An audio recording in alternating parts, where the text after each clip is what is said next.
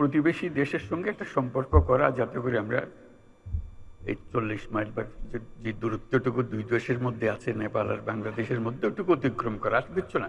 ওরা এক পায়ে খাড়া, নেপাল বারে বারে বলছে আমাদেরকে নিয়ে যাও, আমরা এক পায়ে খাড়া নেবার জন্য। মাঝখানে ওইটুকু পথ অতিক্রম করার সুযোগ আমাদের এখন দেওয়া হচ্ছে না। আশা করি তাদেরই কারণে, তাদের অর্থনৈতিক কারণে সেটা আমাদেরকে দেবে। এটা সবার মঙ্গলের জন্য, কারো একজনের উপকার একজনের অপকার এরকম কিছু না।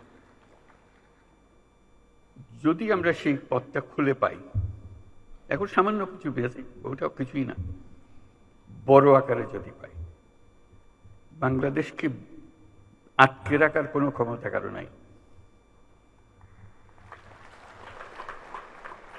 আমরা মহা সৌভাগ্যবান এক জাতি, তার অবস্থানের কারণে। সেই জাতির দুঃখ কেন থাকবে আমি বুঝতে পারি না। এটা আমাদের কপালের দোষ, নাকি আমাদের চরিত্রের দোষ, না আমাদের চিন্তার দোষ? যদি হয়ে থাকে সেগুলো থেকে আমরা মুক্ত হই। আমরা তো তড়িৎ গতিতে এগিয়ে যেতে চাই। এটা একটা মহাশক্তিধর অর্থনীতি তৈরি হবে। আজকে কুমিরা থেকে টেকনাফ পর্যন্ত যে উপকূল ভূমি, সেখানে যদি কাতারে কাতারে সব নৌবন্দর স্থাপন হয়, মাতারবাড়ির গভীর সমুদ্র বন্দর পর্যন্ত যদি আমরা দুনিয়ার সব জাহাজকে আশ্রয় দিতে পারি, তাদের কাজ করার জন্য সুযোগ সুবিধা দিতে পারি,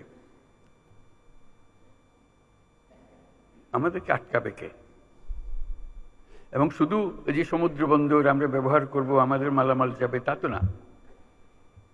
আমাদের একটা নিজস্ব অর্থনৈতিক অঞ্চল আছে, সেই অঞ্চলটাকে আমরা এখনো